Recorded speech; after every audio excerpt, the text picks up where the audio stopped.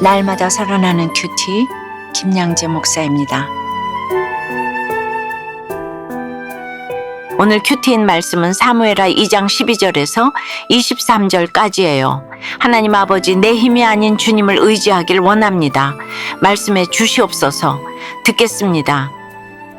내 힘이 아닌 주님을 의지하려면 첫째, 나만 생각하는 공명심을 버려야 합니다.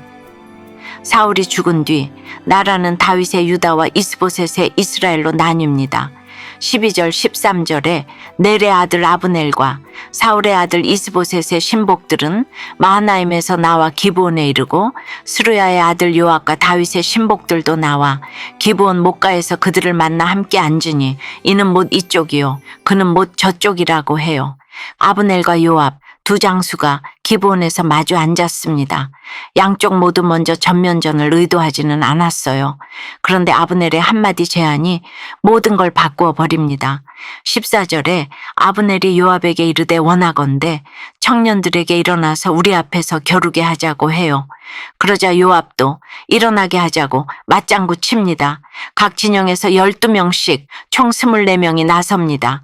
이 12명은 이스라엘 12지파 전체의 지배권을 두고 싸운다는 것을 의미하는 상징적인 숫자이기도 하지요. 그런데 결과가 어땠나요? 서로 상대의 머리를 잡고 칼로 옆구리를 찌르니 일제히 쓰러졌다고 해요. 그래서 그곳의 이름이 칼날의 밭이라는 뜻의 헬갓 핫수림이 됩니다.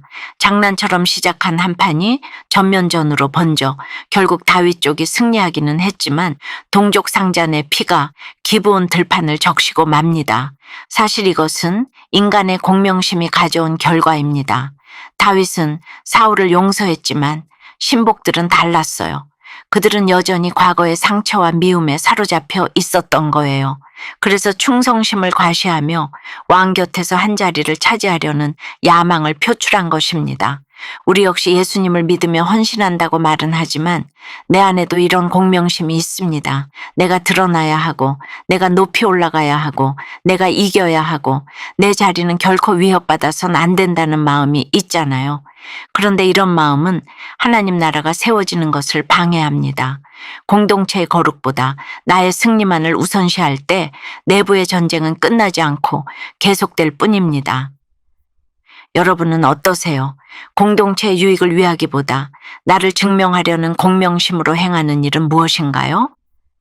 이 정도면 용서한 것이라며 스스로 선을 그어버린 관계는 없나요? 내 힘이 아닌 주님을 의지하려면 둘째, 때를 아는 십자가 지혜가 있어야 합니다. 전투가 맹렬해지자 아브넬의 군사가 패하여 달아납니다.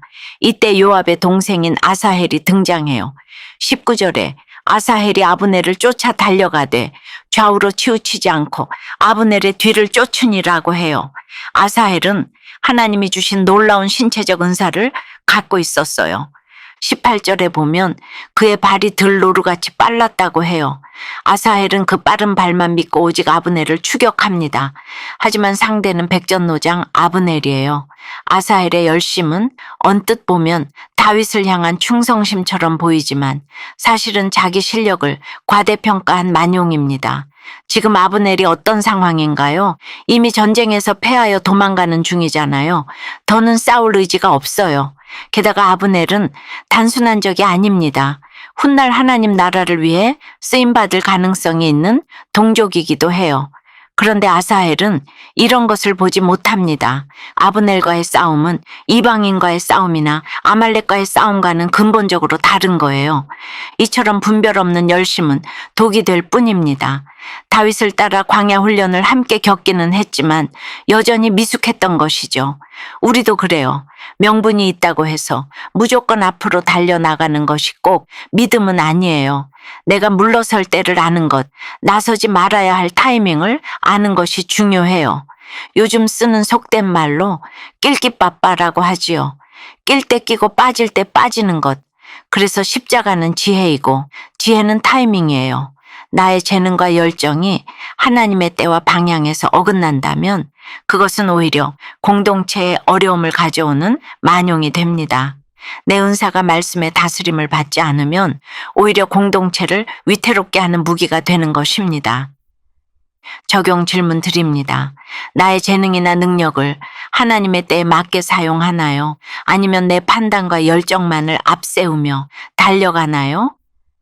물러설 때와 나서야 할 때를 잘 분별합니까?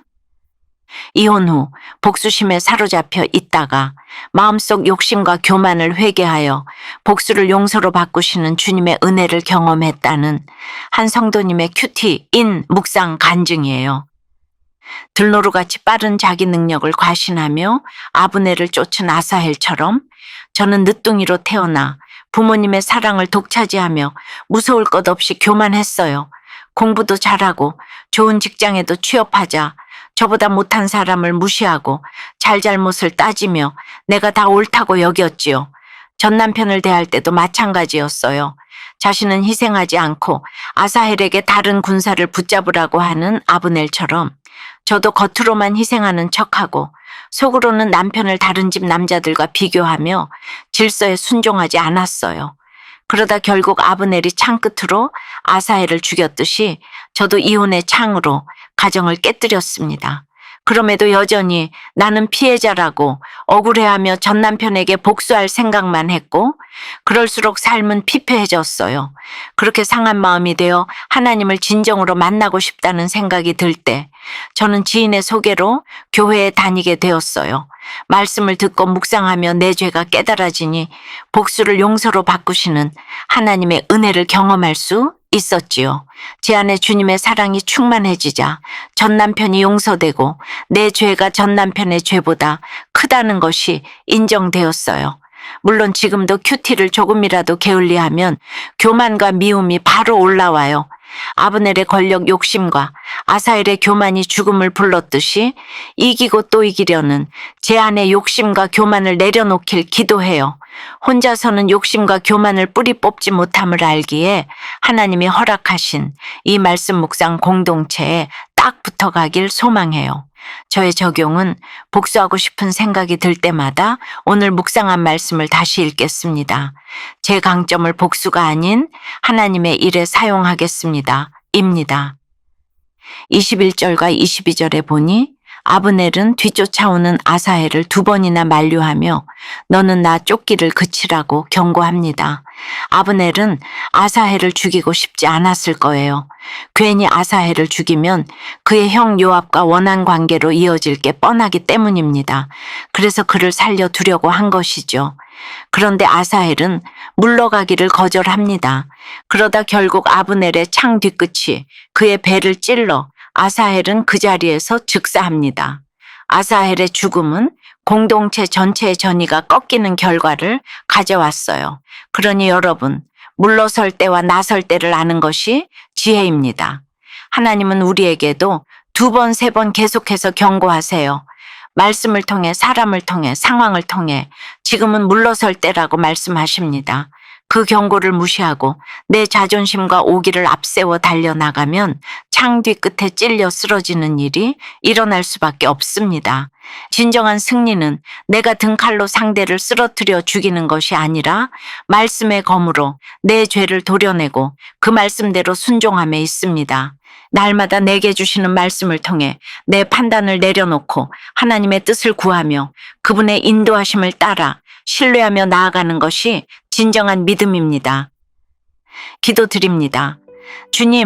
주님을 사랑하고 공동체를 사랑한다고 하면서도 저희 안에는 여전히 나를 드러내고 싶은 공명심과 교만이 있음을 고백합니다.